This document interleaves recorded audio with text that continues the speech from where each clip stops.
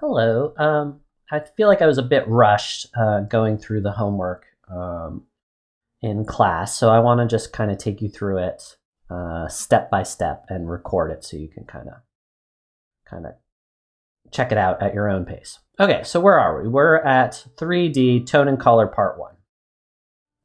And in class, we talked about color associations. We saw how your palettes, the colors you put with these different things related to each other.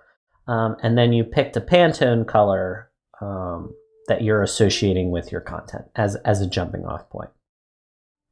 So the next thing we're going to do is download this template. And what this template's going to be is just a playground to try out different color harmonies and different hues and saturations in those color harmonies, and just kind of experiment a little bit with your palette and see what's available to you when starting with a root color. Okay, so the first thing I'm going to do, I'm going to download this.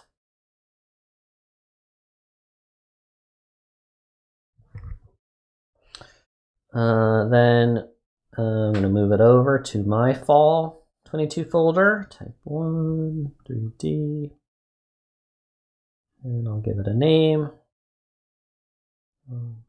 Color harmony. This harmony.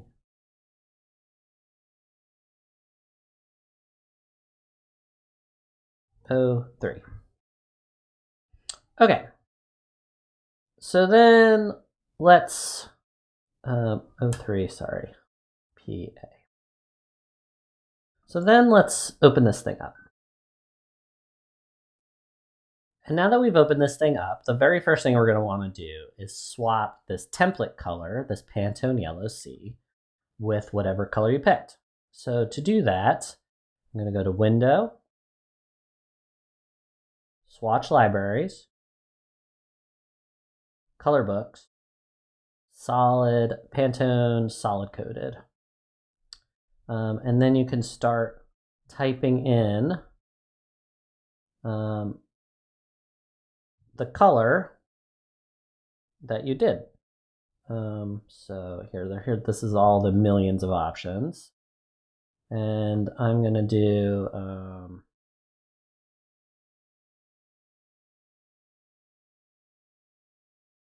how about this? Pantone 109C. Like a little bit richer yellow. And I'm going to rename this 109C. I'm going to start with the yellow though, because I feel like the yellow is going to lead to an interesting palette, especially when dealing with the 4 seasons and new growth and change and dynamism. I don't know. I feel like yellow is a good place to start for this, for me personally. So the first thing I'm going to probably want to do, or the next thing I'm going to want to do, is just change all my swatches to this new swatch that I have. And if I go here, I'm going to just delete anything I'm not using. So I'm going to delete these grays. And then I'm going to make a copy of this, make it RGB. And why RGB? In class, I talked about hue, saturation, brightness, and we're going to get to that. But to get the colors back and forth between Adobe Illustrator and Adobe Color, if we're working in RGB, it's going to be a little less painful. So I'm going to do this new one. Call this RGB. And what do we got? We got 255, 2090.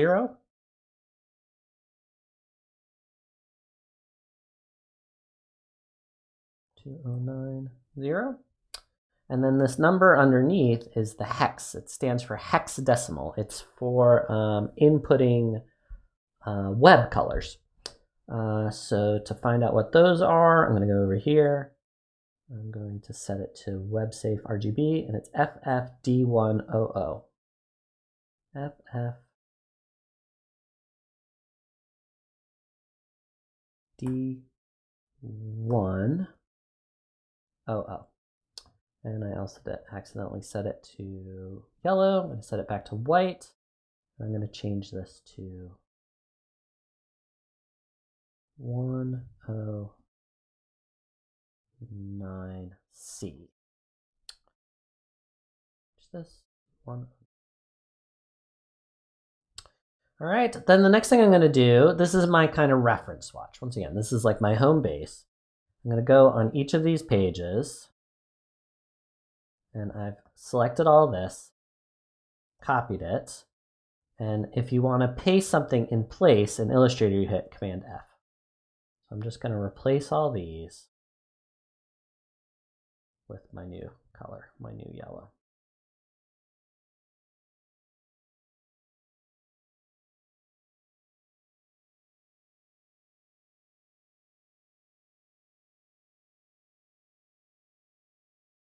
All right.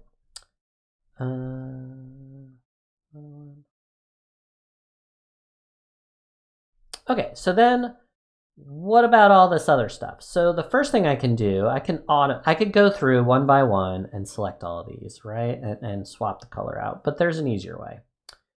If I select one of these boxes and I go select same fill color, it's going to select anything in my composition that has that particular color, and now I can swap them all. Okay, so in one fell swoop, I've swapped out all the root colors. And now, hopefully what'll happen is when I go up here and I say select all unused, there we go, my old yellow is going to be gone. Awesome. Okay, so when I did that, it automatically swapped out the hue to white, right? But if I wanted to send it to something else, what if I wanted to go black to white? So if I select this and go and do it, it applies to all the squares. But what this thing is a blend. In the last class, we looked at blends to blend shapes.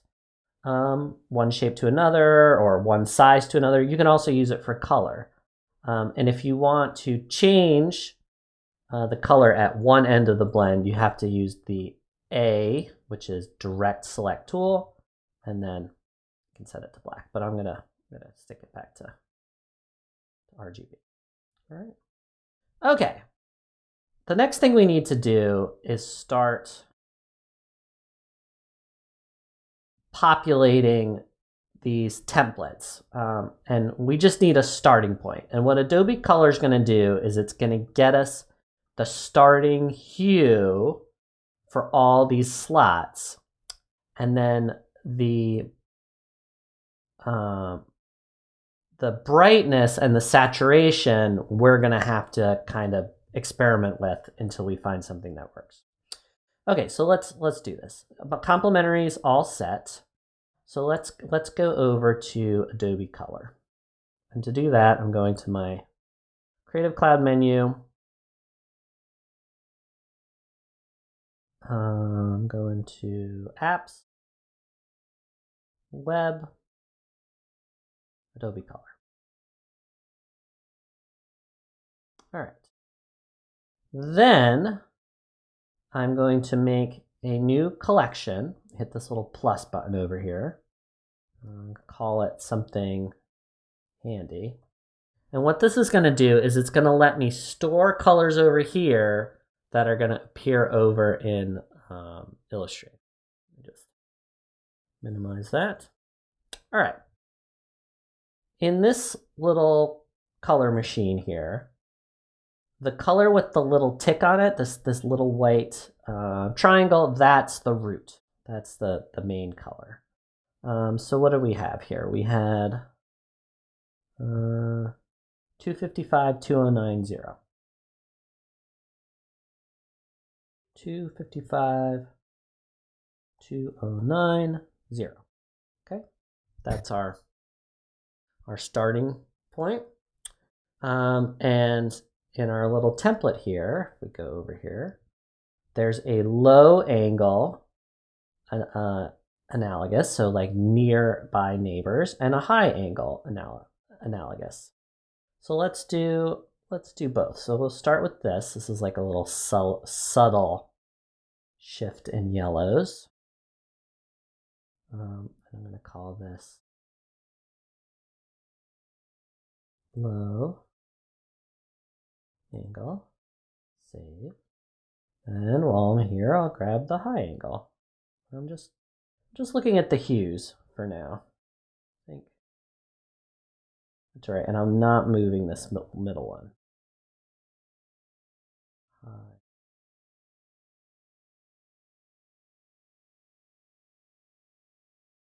Save. So let's see how we're doing over here. If I go and I select my Vivaldi library over here, there they are, right? And they're, they're kind of nice. I like it's very like changing seasons, spring to fall, maybe. Who knows? Okay, so that's gonna do these two. And you know what? While I'm at it, maybe let's just start plugging these in. So there's two ways to look at this. I could look at it like this, or I could hit this little swatch and see them all. All right, so that's my root. This is one extreme. This is another extreme. And then what these are basically intermediary tones, which are this. And that. Okay. And then we can do the same thing. Oh, whoops, I screwed up.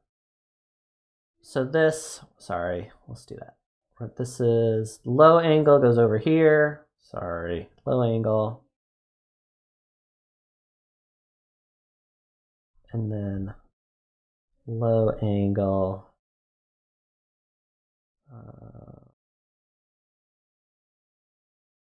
Variations.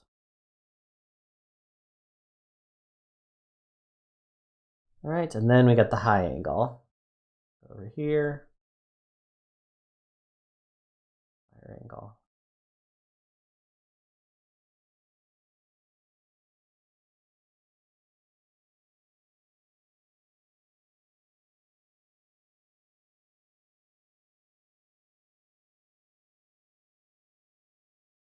Okay, so original palette, sub shades of the other two hues.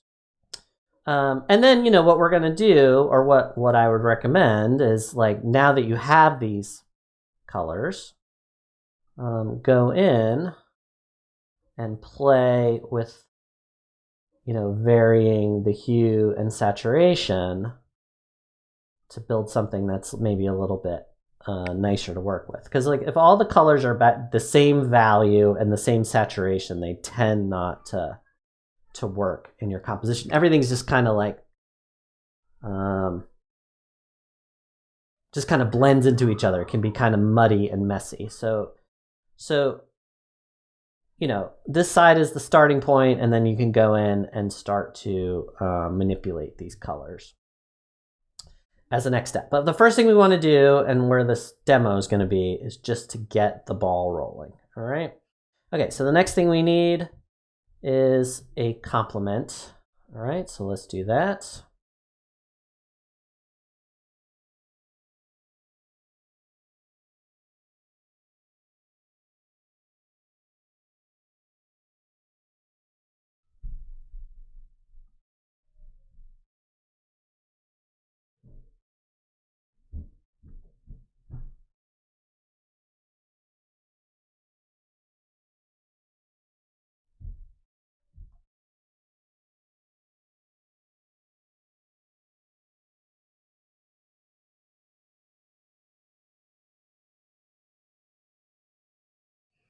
Okay, and then an analogous complement is going to be kind of a combination of things, okay?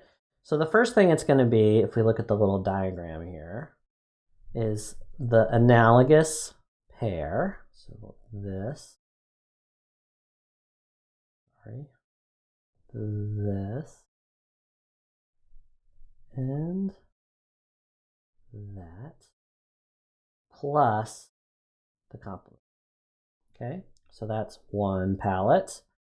And then another one, we know the complement, which is one of these two. Darker a little better. But we don't know what the analogous to the complements are yet. So that's why we're going to go to the next one and figure out the split complement. So back over here, split complement.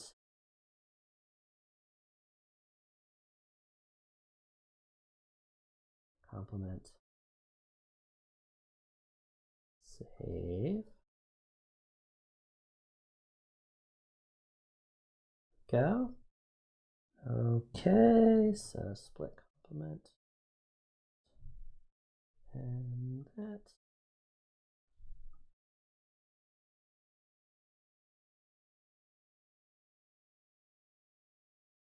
And this. All right, and then moving along. This is basically another tint and shade of this one. So if I go over here, let's pull up our color mixer.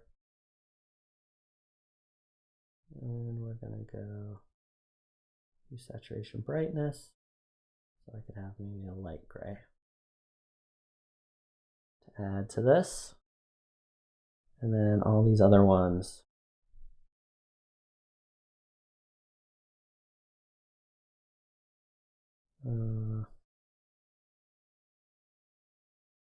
Again, are just variations. Blue, pinky.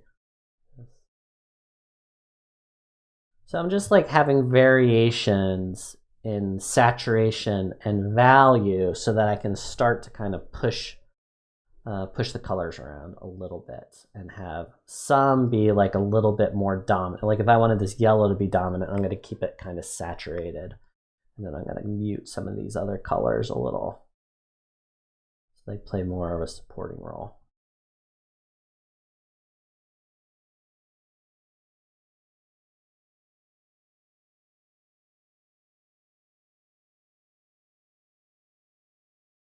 And then this is another little set. But see, that's like starting to turn into an interesting palette.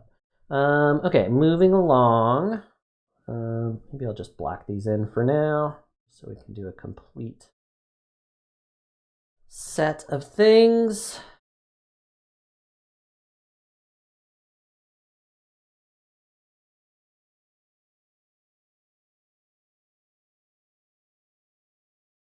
All right, next we have a triad, and I love triads.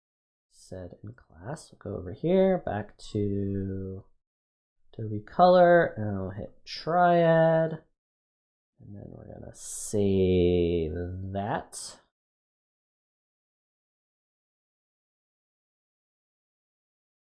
Triad, save. That's gonna pop up over here, awesome.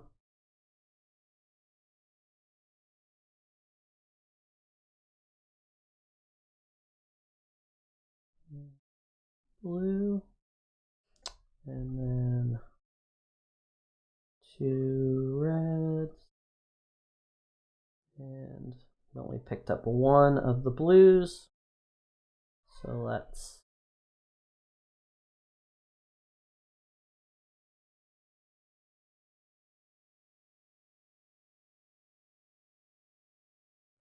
and we've been kind of leaving the yellow alone, but you could certainly make that more of a supporting color too, if you like. That is definitely something worth playing with. All right. So now like the magenta is becoming like the important color in the palette. And then it's also kind of interesting just seeing what comes up. Like maybe if I was to start over, I might pick a little more lemony yellow. But once again, so these are variations of the yellow. So this could be that. And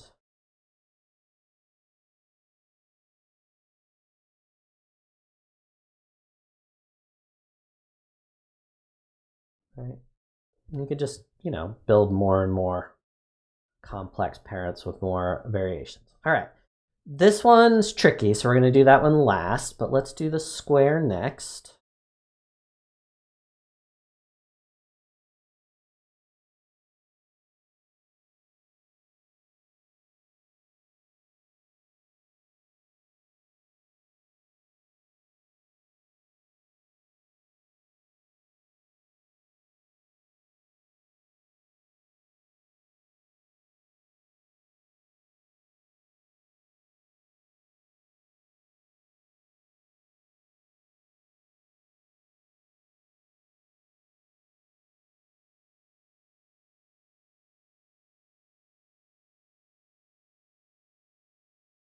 And then once again, this is just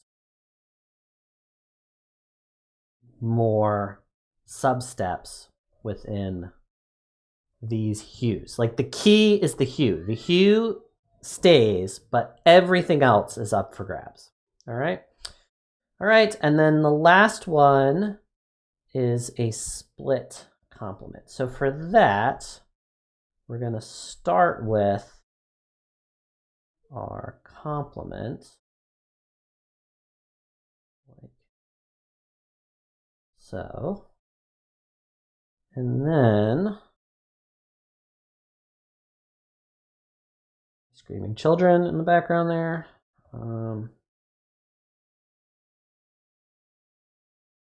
And then we're going to pick a complement of one of our analogous colors. And then we're going to end it there. So let's see, let's grab an analogous. Let's go with this one. So this color here is 181, 255, 3. All right. 181, 255, 3. And then the complement of that, we'll say tetrad, save, and where's that going? That's going over here.